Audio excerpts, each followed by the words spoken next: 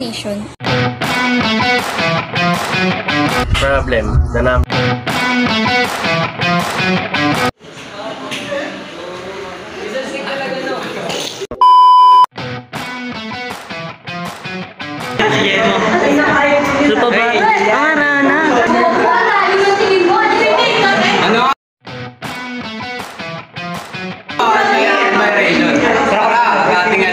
Sinasabi nila, Joseph, hindi ka ba napapagod mag-aral? At sinasabi ko, hindi. Kasi hindi naman ako si Joseph. Ako si James Matthew. At ngayon, ipapaliwanag namin kung ano nga ba ang direct vibration. Tara! Lapit ko!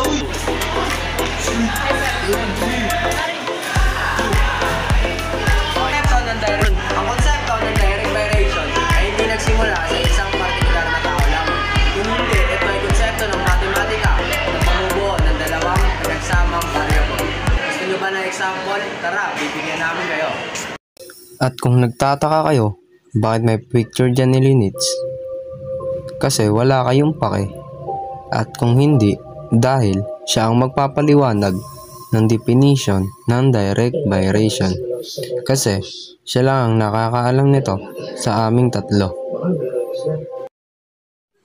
Definition: a mathematical relationship between two variables where the ratio is constant, meaning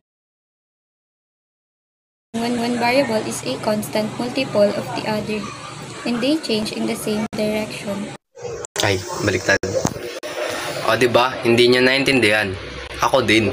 Kaya naman, papasok na si Daryl Mandap para ipaliwanag sa atin kung ano nga ba ang mga example ng problem ng direct vibration at bibigyan niya rin tayo ng solution kasi problema niya yun. Problem, the number of pencils varies directly with the number of boxes. If 2 boxes contain pencils, how many pencils are in 5 boxes? Solution, step 1, write the equation. Since pencils vary directly with box, P equals to KB. Step 2, find given. When 10 equals to K times 2, K equals to 5. Step 3, write the equation with P equals to 5B. Step 4, find pencils in 5 boxes. P equals to 5 times 5 equals to 25. Answer, there are 25 pencils in 5 boxes.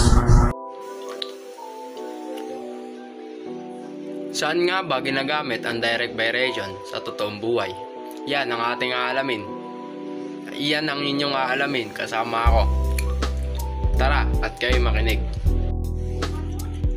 Kagaya na itong picture na to, yan ay ang isang example ng direct vibration.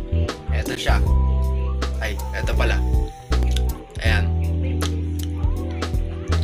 Ginagamit siya sa totoong buhay, kagaya ng pamimili, pagtitimbang, at kung ano-ano pang bagay. Example number 1. If varies directly as, I'm going to find the direct vibration equation and the value of weight. Step-by-step solution. Step 1. Use the direct vibration formula. X equals kx. Step 2. Plug in the unknown values to find where the given weight.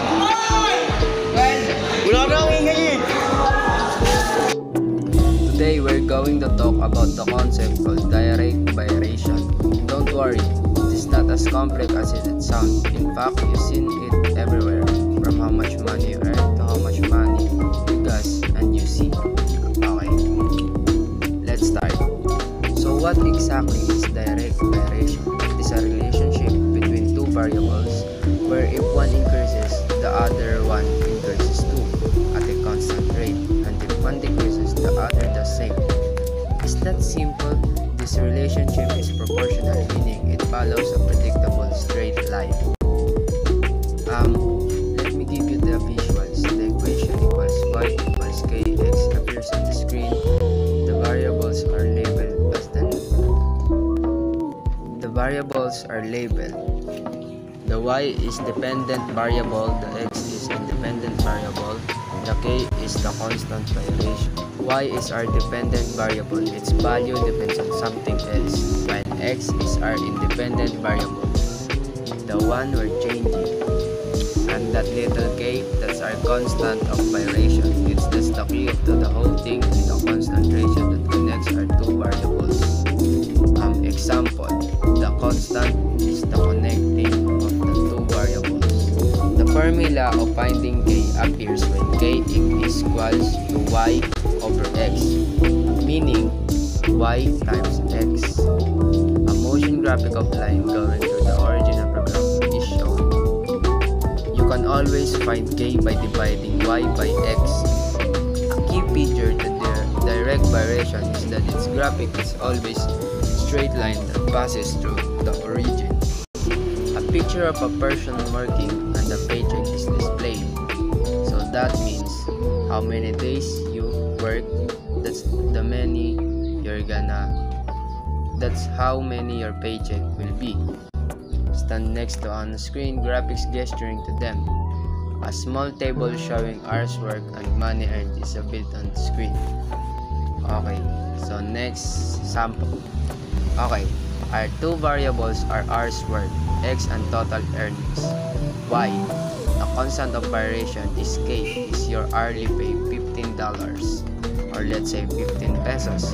The equation for this relationship will be y is equals to 15 multiplied by x. The table is shown again. Calculations are shown as I told you. Now let's fill the table. If you work 1 hour, you make 15 pesos. If you work 5 hours, what do you make? That's right, 5 times is 75 pesos. And if you work for 10 hours, that will make you 150 pesos. Every time you take your earnings, y, and divide it by your r, x, you get 15. That's your constant of variation. Okay, now let's go to the word problem. The cost of printing photos varies directly with the number of photos. If 12 photos cost 6 pesos, how much will 30 photos will cost? That's an interesting question. Okay, let's solve the problem. The problem cost of printing photos varies directly with the number of photos. If 12 photos cost 6 pesos, how much will 30 photos cost? Okay, let's see the visual. The solution steps appear one by one. Here's how you solve it. We know y is equal to x is equals to k is equals to x, and we have to pair values to photos of our x and 6 pesos are y. So 6 is equals to k multiplied by 12. Right, divide both sides by 12 and we find that k is equals to 0.5. So that means the photo will cost 50 centavos. Okay, step 2. Write the equation with our constant. Our specific equation is y 0.5x. Solve for the unknown. We find the cost of 30 photos, so we plug in the 30 and 4x. Y is equals to 0.5 multiplied by 30. So y is equals to 15. 30 photos will cost 15 pesos. A graph is displayed plotting the points from the photo problem 12.6 and 30.5. A line is drawn through the points passing through the origin. We can visualize this relationship on the graph. That point 12.6 plotted and the point 30.15 is plotted, as you can see the line that connects them goes straight to the origin. This is another way to confirm you're dealing with a direct variation. When the other one increases, the other one increases. When the other one decreases, the other one also decreases. Direct variation is a proportional ratio where variables change in the same direction. Unlike the inverse variation, there are what we call inversely, they're opposite to each other. K is the constant variation, which is the constant ratio between variables, and its graph is always straight line passing through the origin. Now you know how to spot and solve. Involving problem direct variation. Given I in the real world, you'll be surprised how often it appears. Okay, let's have some scenario. You buy some goods. There are some direct variation there. Okay, that's all for today. If you found this video helpful, give us a like and give us a heart and more. See you next time, guys. Salamat sa panonood sa video na to. Salamat sa oras nyo. Yan lamang ang aking lang masasabi ay peace out. Bye. Hey, puta, goodbye. Layo pa rin, oh.